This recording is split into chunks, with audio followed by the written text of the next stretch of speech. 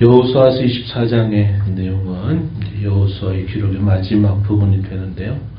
세겜 언약을 세우는 내용이 본 24장의 골자가 됩니다. 세겜 언약을 세우게 되는 과정, 그리고 세겜 언약을 세우고 난 이후에 이스라엘 자손들의 삶이 어떠했는가에 대한 이야기가 마지막 결말 부분에 소개가 됩니다. 우리가 읽지 않았지만요, 29절로부터 이 33절 마지막 절까지의 내용이 언약 체결 이후에 이스라엘 자손들이 어떻게 살았는가에 대한 간략한 요약이 기록됩니다.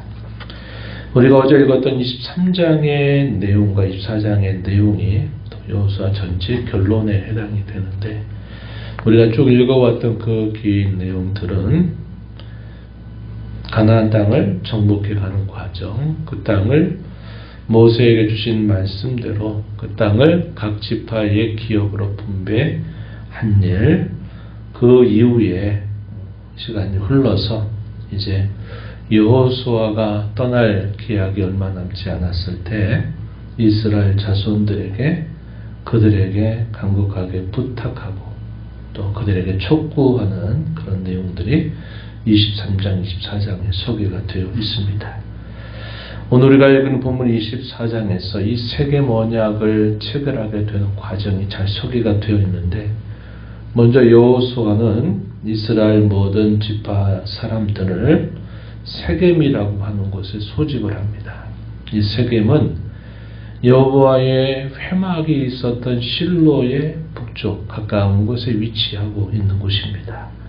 역사적으로 이 세겜은 이스라엘 자손들에게 있어서는 굉장히 중요한 지역이 되었습니다.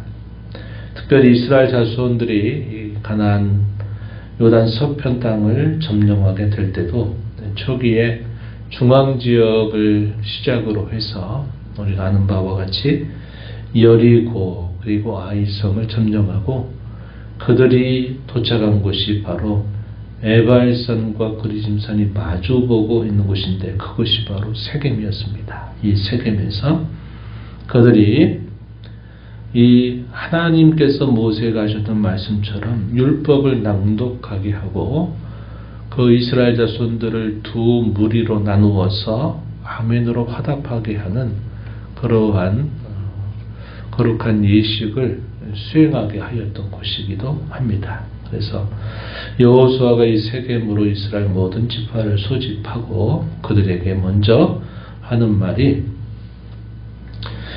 본문 2절로부터 13절에 소개되는데, 역시 우리가 어제 읽었던 23장에서 했던 비슷한 맥락을 따라서 합니다. 그 내용이 뭐냐? 하나님께서 지나간 세월 동안 어떠한 일들을 그들에게 행하셨는지에 대해서 회고하게 하는 내용을 소개합니다. 아브라함으로부터 시작해서 그들이 가나안 정복을 하게 될 때까지 하나님이 어떻게 무슨 일을 행하셨는가 하는 것을 그들에게 쭉 설명을 하는 내용이 기록이 되고요. 14절 이하로부터 24절까지는 세 번에 걸쳐서 여호수아가 그들에게 계속적으로 결단을 촉구하는 내용을 반복적으로 수행합니다. 한 번 그것으로 끝나지 않았어요. 두 번으로도 끝나지 않습니다. 세 번씩이나 이것을 재차 다시 묻고 그들에게 결단을 촉구하는 내용이 소개가 되고, 그 결단들에 대하여 그들이 촉구한 내용에 대하여 그들이 응답하는 것을 확인한 다음에 25절부터 28절까지 쭉 보면 이 세겜에서 언약을 체결하게 되는 내용들이 소개가 됩니다. 먼저 2절로부터 13절이라는 내용에서 하나님께서 역사 가운데 행하신 일들을 그들에게 기억나게 할 때 그들의 시작이 어떠했는가를 먼저 이야기해 주는데, 본문 2절에 보면 데라가, 아브라함의 아버지였던 데라가 강 저쪽에 거주하여 다른 신들을 섬겼다. 그들이 갈대아 우르라고 하는 곳에 머물러 있을 때 하나님께서 그의 가족을 불러 들이시죠. 그럴 때 그의 아버지 데라가 다른 신들을 섬기는 일에 있었다는 겁니다. 하나님이 아닌 다른 신들을 섬겼다는 거죠. 그런데 하나님께서 이 아브라함을 불러서 이 아브라함으로 하여금 가나안 땅에 들어오게 하시고 그 땅에 여러 곳곳을 두루 행하게 하셨다라고 말합니다. 3절 말씀을 가서 한번 보십시오.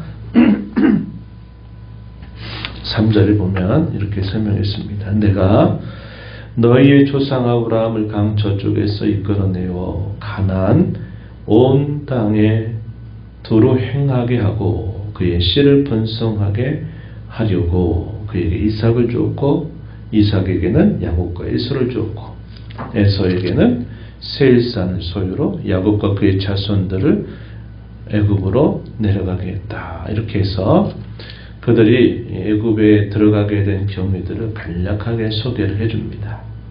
우리가 아는 바와 같이 아브라함이 가나안 땅에 있었지만 그 땅을 이곳저곳으로 옮겨 다니게 했다는 겁니다. 그것은 그 여러 살아가는 그 가나안 땅의 환경 속에서도 이런저런 많은 어려움들을 겪는 과정들이 있었다는 거예요.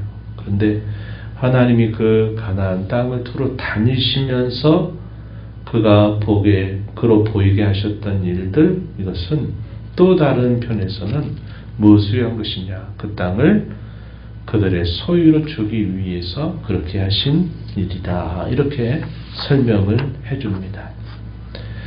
기근이 들거나 여러 염려거리가 생기게 될 때마다 그들이 한 곳에 오래도록 머물지 못하고 또 이곳저곳으로 옮겨 다니는 삶을 살았는데 나중에 보니까 하나님이 아브라함에게 그 땅의 여러 곳을 두루 다니게 하시면서 그 땅을 결국 그의 후손들의 기업으로 주게 하시려고 하셨다 하는 겁니다. 이 의미 속에 우리가 깨닫는 것이 있어요. 그게 뭡니까? 우리 인생을 살면서 겪는 많은 어려움들로 인해서 여러 가지 어려움들을 겪게 되지만 지나고 나서 보면은 그것이 하나님께서 또 다른 은혜를 우리에게 주시려고 겪게 하시는 과정이었다는 사실을 우리에게 깨닫게 해준다는 겁니다. 그래서 우리가 믿음을 가지고 살아가는 우리의 모든 삶 속에서 겪는 모든 것들이 결코 헛되지 않도록 하나님은 우리의 인생을 빚어가신다는 것을 이걸 통해서 우리가 생각할 수 있게 됩니다. 그래서 그들이 아브라함과 이삭과 야곱, 우리가 소위 족장이라고 부르는 이 족장 시대에 대해서 언급해 주고요. 5절 이하로부터 13절에 이르는 긴 내용에서는 애굽 생활에서부터 그들이 가나안 땅에 들어오고 정복하고 정착하게 된 모든 과정들을 간략하게 소개합니다. 모세와 아론을 보내셨어요. 그리고 애굽의 여러 재앙들을 하나님이 내리시면서 이스라엘 백성들을 그 땅에서 끄집어내십니다. 그리고 그 백성들로 홍해라고 하는 그야말로 앞뒤로 행할 수 없는 절대절명의 위기 속에서 하나님이 길을 만드시는데 그 바다를 뚫고 길을 만들어서 홍해를 건너게 하시고 그 자손들을 따르는 애굽의 군사들을 수장시키시는 그런 하나님의 역사를 설명했습니다. 그리고 그들이 홍해를 건너서 요단 동편으로 행하게 될 때 아모리 족속들의 거센 반대에도 불구하고 그 땅과 결국은 그 땅을 차지하게 되는 그런 일이 있었고 요단을 건너서 요단 서편에 있는 가나안 족속들이 버티고 있는 그 땅도 하나님이 그 땅을 다 차지하게 하셔서 기업으로 주셨다 하는 사실을 말합니다. 그래서 아브라함으로부터 시작해서 그들의 이 가나안 땅에 정착하게 되는 모든 과정 속에 하나님이 어떻게 그들을 이끌어 가셨는가 하는 것을 표현했어요. 그런데 이 표현에서 좀 특별한 점을 우리가 확인하게 되는데 그 표현들이 뭐냐면 아마 읽으시면서 느끼셨을 거라고 생각이 돼요. 3절 이하로부터 쭉 보면 굵직한 사건들이 있을 때마다 그 일을 행하게 하시는 주체, 주인공이 누구로 표현되냐면 1인칭으로 표현되어 있어요. 1인칭. 내가 쭉 해서 내가 이 일을 행했다라고 하는 이 표현이 어디까지냐면 13절까지 이렇게 표현되어 있습니다. 여기서 나가 누구일까요? 여호와 하나님이십니다. 하나님이 모든 역사의 주체로 표현된다. 이스라엘 역사의 모든 주체는 하나님이시다. 우리 인생의 생사화복의 주체가 하나님이시다. 모든 나라의 흥망성쇠를 주관하신 이가 역시 하나님이시다 하는 사실을 분명하게 밝혀줍니다. 우리의 인생의 주인이요, 역사의 주인이요, 모든 이 세상을 사는 모든 삶의 주관자가 바로 여호와 하나님이시다 하는 사실을 분명히 일깨워주는 이런 독특한 표현을 사용하고 있다는 겁니다. 그래서 하나님이 지나간 세월 동안에 하나님이 행하셨던 그 일들을 다 소개해줘요. 마지막에서 이렇게 표현했습니다. 13절에 보면요.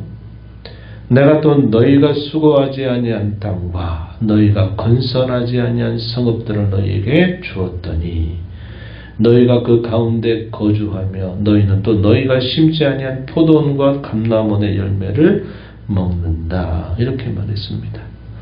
수고하지 아니한 땅, 건설하지 아니한 성읍, 또 심지 아니한 포도원과 감람원의 열매를 먹고 살게 하셨다. 그들이 한 것이 아니라 여호와께서 이 모든 일들을 값없이 주셔서 그들이 살게 되었다는 사실을 상기시켜 준 겁니다. 그리고서 말하기를 이제 촉구합니다. 세 번 반복적으로 표현했다고 했어요. 뭘 촉구하느냐? 결단을 촉구합니다.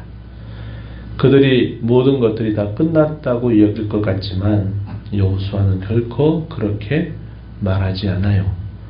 자신들이 우리는 이 모든 일들이 다 이제 마무리되었으니 여기서 잘 먹고 잘 살면 되겠구나 이렇게 생각할지 모르지만 여호수아는 그들을 향해서 결단을 촉구하는데 3번씩이나 반복적으로 표현해요. 그 촉구한 내용이 뭘까요? 여호와를 경외함과 온전함과 진실함으로 여호와를 너희는 섬겨야 된다. 이 사실을 말합니다. 그들이 마음을 들을 때 그랬을 거예요. 아니 무슨 말씀입니까? 여호수아요. 우리는 이제까지 하나님 섬기고 있습니다. 이게 무슨 말씀입니까? 라고 반문할지 몰라요. 여호수아가 왜 이 말을 할까요? 온전함과 진실함으로 하나님을 섬겨라. 이것을 말하고 있다는 겁니다. 우리가 여태까지 섬겨왔는데요. 아니 그게 아니라 너희는 여호와를 섬기되 온전함과 진실함으로 섬겨라. 너희가 섬길 자를 너희는 택하라. 이렇게 촉구하면서 오직 나와 내 집은 여호와를 섬기겠다. 너희 어떻게 할 것이냐. 이렇게 묻는 겁니다. 너희의 마음을 이스라엘 하나님 여호와께로 향하도록 해라. 이렇게 해서 3번씩이나 계속 되물어요. 이스라엘 자손들이 처음에는 이게 도대체 무슨 말씀입니까? 우리가 여호와를 섬겨서 여기까지 왔는데 무슨 말씀인가 할 텐데 그렇게 촉구하는 여호수아의 마음을 그들이 헤아리면서 우리는 절단코 다른 신들을 섬기지 않고 여호와만을 우리도 섬기겠다고 말합니다. 여호와만이 우리의 하나님이시라고 또 고백합니다. 우리가 여호와만을 섬기겠다고 또 다짐합니다. 우리가 여호와를 섬기고 그분의 목소리를 우리가 청종할 것입니다. 라고 그들이 이 3번의 계속적인 물음에 대하여 답변한 거죠. 우리가 아는 바 그 얘기죠. 베드로가 3번씩이나 예수님을 부인하고 예수님의 면전에 설 수 없었어요. 근데 예수님께서 부활하시고 여러 차례 찾아가세요. 그리고 마지막에 예수님이 이 갈릴리 바닷가에서 그들을 마치 처음 부르게 되는 그 상황을 연상시키듯이 고기를 잡고 돌아오는 그들에게 또 고기를 잡게 하고 또 해변가에서 먼저 조반을 준비하셔가지고 그들이 먹을 거리를 예비하세요. 그리고 예수님께서 베드로에게 몇 번 물으세요? 3번 물으세요. 요한의 아들 시몬아, 네가 나를 사랑하느냐? 예, 주님 사랑한 줄 아시지 않습니까? 요한의 아들 시몬아, 네가 나를 사랑하냐? 이렇게 해서 무려 3번을 물어요. 3번. 여호수아가 3번씩이나 표현하는 게 왜 그럴까요? 그냥 말만 하지 말라는 거죠. 진심을 다해서 하나님 앞에 참되고 진실한 고백을 그들에게 촉구하고 있는 모습이 되는 겁니다. 그들이 3차례에 걸쳐서 아닙니다. 우린 정말 여호와만 섬기겠습니다.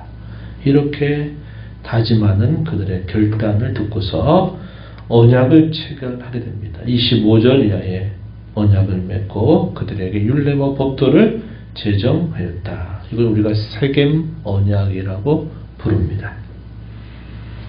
그리고 여호수아가 큰 돌을 하나 가져다가 여호와의 성소 곁에 있는 상수리 나무 아래다가 그 돌을 이 언약의 하나의 표징으로서 혹은 증표로서 그 큰 돌을 세워요. 변치 않는 그런 돌을 하나의 증거물로 삼는다. 이 말은 너희의 이 말이 결코 변하지 말아라. 말만 그렇게 하지 말고 하나님의 언약의 백성이라고 하는 사실을 결코 잊지 말고 너희가 고백했던 그 고백대로 살 것이다 하는 것을 계속적으로 되뇌이게 하는 하나의 증거물이 되게 한 겁니다. 그리고 이렇게 세겜에서 언약을 세우고 이제 각 지파에 그들을 돌려보내게 돼요. 이 일의 결과는 어땠을까요? 마지막에 보면 이 31절 우리가 주의하게 되는 표현이 뭐라고 표현했느냐. 이스라엘이 여호수아가 사는 날 동안 여호수아 뒤에 생존한 장로들 곧 여호와께서 이스라엘을 위하여 행하신 모든 일을 아는 자들이 사는 날 동안 여호와를 섬겼더라. 자신들의 주어진 시대를 잘 감당했다라는 사실을 말해주고 있습니다. 새로운 상황과 위기 앞에서 하나님은 이 언약의 관계를 다시 확인하게 함으로써 그들이 누구인지, 그들이 어떻게 살아야 되는지 하는 결단을 요구하고 계시다는 사실을 우리가 살펴봅니다. 여호수아는 모든 것이 다 끝난 게 아니라 또 새로운 시작이다. 그것은 여호와 하나님을 참되게 섬기는 일에 계속적으로 힘을 기울이며 살아야 된다. 안주하지 말라는 거죠. 가나안 땅에서 끊임없는 싸움 속에서 이스라엘 자손들이 계속했던 게 뭐냐면 망각입니다. 잊어버렸어요. 하나님이 행하셨던 일, 은혜를 망각해버려요. 또 하나님께 대한 불신들이 계속 잡초처럼 일어납니다. 그리고 그 불신이 불순종으로 이어지면서 참 많은 여러 일들을 겪게 된 겁니다. 우리가 이 땅에 사는 동안도 조심해야 될 게 뭘까요? 은혜를 망각하는 겁니다. 또 하나님 앞에 또 우리의 신앙을 또 세우지 못하는 것들, 불신앙적인 태도, 불순종의 태도들, 이것들 우리 늘 조심하고 언약의 하나님을 향한 변함없는 충성스러움, 어제보다 더 나은 오늘을 만들어가는 그런 신실함을 하나님 앞에 나타내며 사는 저와 여러분이 되어야 한다는 겁니다. 이 교훈을 새긴 자로 살아가게 되기를 진심으로 바랍니다.